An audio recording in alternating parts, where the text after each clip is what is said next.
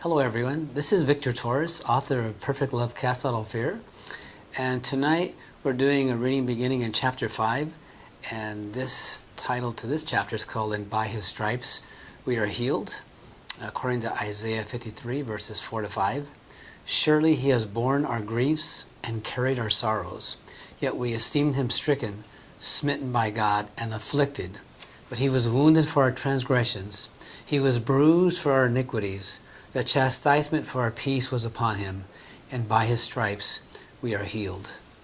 While we wait for God's answer to our heart's deepest cries, the silence can sometimes be excruciating, especially when our world rages against us like an angry sea. The delay can be agonizing, the frustration can be overwhelming, especially if our prayers are for physical health or restoration of a relationship. If we allow Satan to negatively alter our thinking, our faith in the Lord's goodness and love toward us can shrivel up like a dry, empty husk. We need to guard our hearts from evil influence, so the bitterness and anger toward God, which we wrongly carried from our life experiences, don't threaten to resurface with a vengeance. If we allow these evils to grow roots in us, instead of rooting them out, they will grow like wild weeds, until they choke out all peace and joy in us. Proverbs 4:23 gives this warning: keep your heart with all diligence, for out of it spring the issues of life. We can't afford to have a polluted well, because it will clog our communication with God. Jesus said in Matthew 5:8, "Blessed are the pure in heart, for they shall see God." Seeking momentary worldly pleasures is too high a price to pay when it means sacrificing a close relationship with the Lord. John 4:23 reveals Jesus' heart. The true worshipers will worship the Father in spirit and truth. Does God require that we have faith to be healed? Sometimes, in the midst of this waiting time of prayer, satanic attacks come fast and furious. They may even come from our own Christian brothers and sisters.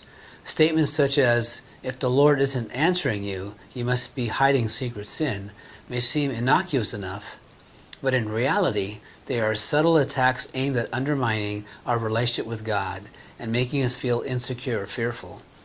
Though the first statement may be true in some situations, it doesn't necessarily have to be. If a person has a clean heart and conscience before the Lord, such a statement from a well-meaning brother or sister in Christ may only cause the person to doubt whether or not his sins are really forgiven. To fully understand how much damage this can do to a believer, read the book of Job. As for these doubters who would tell you maybe this is God's will, don't internalize their words of doubt or unbelief, especially when the Lord has instructed you to hold fast to your confession of faith. Smith Wigglesworth was an anointed and mighty healing evangelist who lived from 1859 to 1947. He was often referred to as the Apostle of Faith because he was one of the pioneers of the Pentecostal revival. He addresses the issue of healing in his book, Ever Increasing Faith. And he is quoted as saying, "Disease is not caused by righteousness, but by sin. There is healing through the blood of Christ and deliverance for every captive. God never intended His children to live in misery because of some affliction that comes directly from the devil. A perfect atonement was made at Calvary. I believe that Jesus bore my sins and I am free from them all. I am justified from all things if I dare believe. He Himself took our infirmities and bore our sicknesses, and if I dare believe, so I can be healed." So does God require that we have faith to be healed? The answer is yes and no. While it's true that Jesus declared to several individuals, "Your faith has made you well," in Matthew 9:22, He also raised at least 3 people from the dead: Lazarus, Jairus' daughter, and the widow of Nain's son.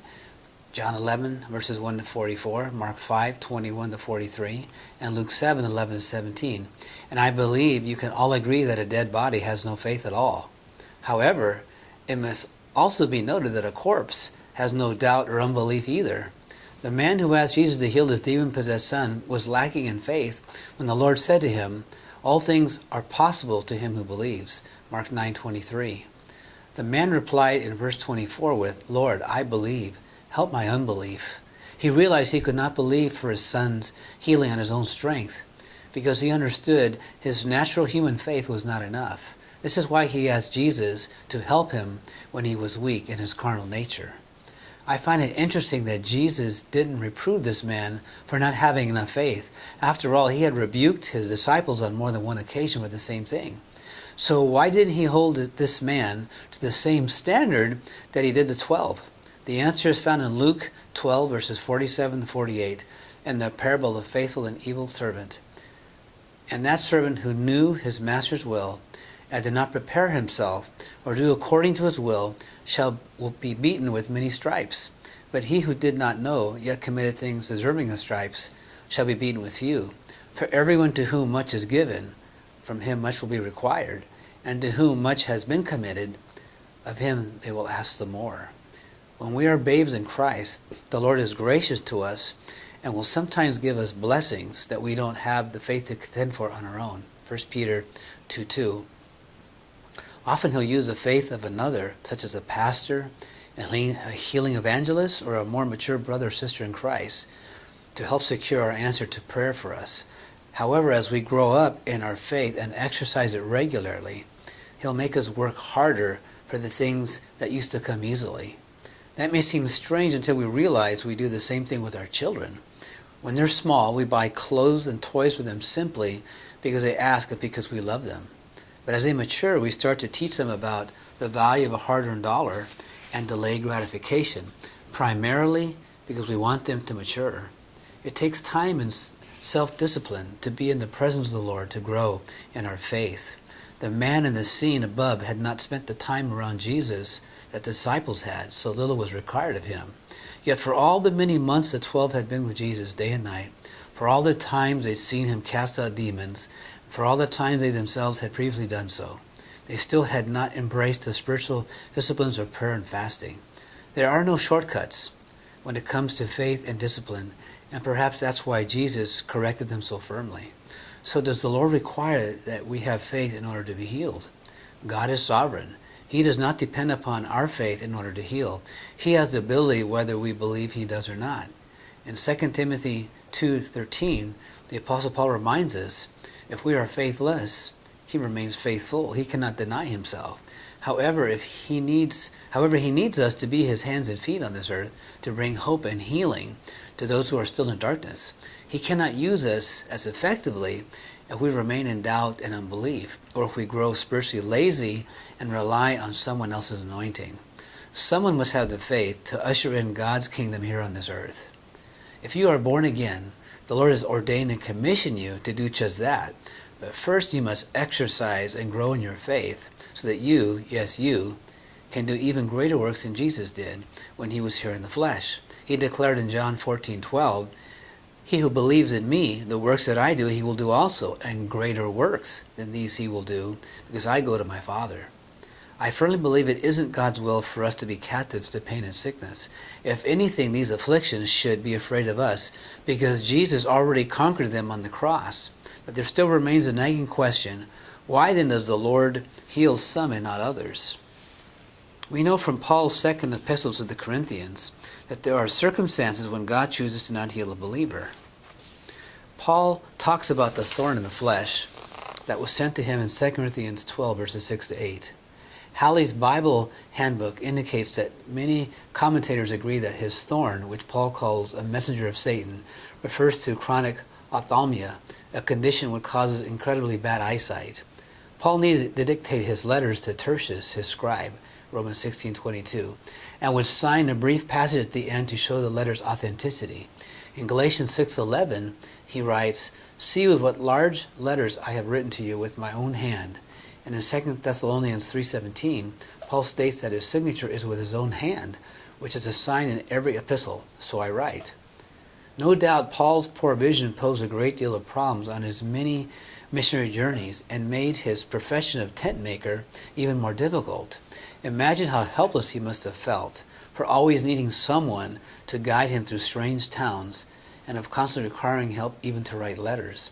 His eyesight became so bad that when he was brought before the Jewish council for preaching the gospel, Acts 21 verses 1 to 5, he was unable to recognize the high priest, from whom he had personally received letters to put Christians to death. Acts 9 verses 1 to 2, and who was easily recognizable by his garments, if nothing else. Exodus 39. How humbling. On top of all this, chronic ophthalmia causes severe inflammation of the tissues of the eyes, which results in facial disfigurement. Paul notes the compassion of the Galatians in that they would have plucked out their own eyes and given them to him, Galatians 4:15. No wonder he pleaded with the Lord 3 times that it might depart in 2 Corinthians 12:8. However, God knew what was best for Paul and his ministry. Through this physical trial, this faithful servant learned to lean wholly on God's grace and not on his own natural talents and strength. As a result, Paul was able to say, "Most gladly I will rather boast in my infirmities, that the power of Christ may rest upon me. I take pleasure in infirmities, in reproaches, in needs, in persecutions, in distresses, for Christ's sake. For when I am weak, I am strong." Then I am strong. 2 Corinthians 12 verses 9 to 10. Rather than giving in to the fear of not being able to carry on with his ministry because of his visual impairment, Paul allowed God's love to mature him and to teach him how to lean on the Lord for the strength to continue. His faith was unshakable. He knew the promises of God, and he also knew his power firsthand. If being the center of riots, mobs, and stonings did not quench the strength of his trust in the Lord's provision, then surely he could believe the Holy Spirit was able to heal him. The Lord even used him to heal many others, but why wasn't he restored? The answer is found in the second part of verse 7. This infirmity was God's grace to keep him from being exalted above measure, so he wouldn't become too proud about all the visions and wondrous works the Lord was revealing through him. Please note that unless you're having an abundance of revelations, 2 Corinthians 12:7, and unless God is working unusual miracles through you, Acts 19 verses 11 and 12, then you shouldn't accept a thorn in the flesh as the Lord's will for your life. Of course, if the Lord reveals to you that you must live with an infirmity that plagues you, he'll give you the grace to persevere through it. In Paul's case, he clearly stated that it was a messenger of Satan to buffet him, 2 Corinthians 12:7. If you're still convinced your ailment is from your Heavenly Father, let me ask you this question. When was the last time an entire city tried to worship you as a god? It happened to Paul not just once, but twice. Acts 14:11 and Acts 28 verse 6. For many of us, though, 3 factors will frequently determine whether or not we'll be able to receive the healing which has already been purchased for us at Calvary. If we are quick to repent, quick to forgive, and quick to believe, then we shall be healed. Conversely, blatant sin and disobedience to God will cause our prayers to go unanswered, as will bitterness, unforgiveness, and unresolved anger toward others. Ignorance or outright unbelief of God's word will also keep us shackled in pain and sickness. Nothing will get us out of the Lord's will and into Satan's hands faster than if we are slow to repent, slow to forgive, and slow to believe the promises of the Holy Bible. At the same time, be aware that there are times when the Lord does not heal us. I recently joined a healing and deliverance evangelist friend of mine, Fernando Perez, for several months in praying for a 9-year-old boy who was diagnosed with terminal cancer and full of faith. He truly believed his Heavenly Father revealed to him that he would rise from his bed of sickness. He made physical progress and was strengthened spiritually during our prayer times. He even described feeling a burning sensation throughout his body when my friend laid hands on him and prayed for deliverance from this crippling sickness time and time again. Unfortunately, this brave boy eventually succumbed to this deadly disease. His dear mother, his family, Fernando and I stood in faith to the very end until the Lord took him to heaven.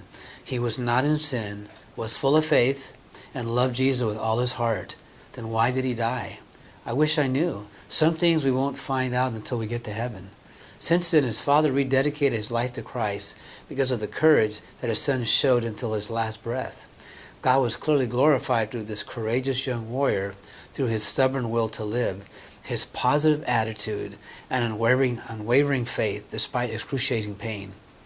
His faith helped him to live longer than anyone else who has ever battled this type of cancer. I have never seen such courage in someone so young. He truly touched my life, and I miss him dearly. His witness for the Lord gave me a greater resolve to serve God with all my heart and to help as many people as possible who are hurting emotionally or physically. Often when a crisis is beyond our human understanding, God allows tragedy to strike so His good works can be revealed through us. John 9 verse 3. This can include our spiritual growth, teaching younger believers how to grow in their faith, being used as a vessel to bring healing to others, and increase compassion for hurting and spiritually lost people. So even after our lives have ended here on earth, our memory and witness for the Lord will live on as an inspiration to others, and this brings glory to God. If this young boy were here today, I know he would encourage anyone who is still trusting God for their healing, despite years of prayer, to hold fast to their confession of faith. I too want to encourage you to persevere in your prayers for divine healing, where you truly believe God is going to touch you miraculously. Only the Lord knows when your healing will fully manifest, so you must continue to contend for your health until your breakthrough transpires. I've been wearing corrective lenses for nearsightedness and double vision symptoms since my childhood. Yet I'm still trusting the Lord for my healing because He hasn't released me from believing for His divine touch on my optic nerve. Granted, God sometimes restores us through alternative ways, such as surgical procedures, but vision specialists have told me that my condition can't be corrected through these means. So I continue to trust God to touch me supernaturally. Should the Lord reveal to me along the way that I qualify for having my eyesight completely restored through a new visual technology, I will pursue that avenue. But if that doesn't happen, I will continue to trust God for His divine touch over my visual impairment.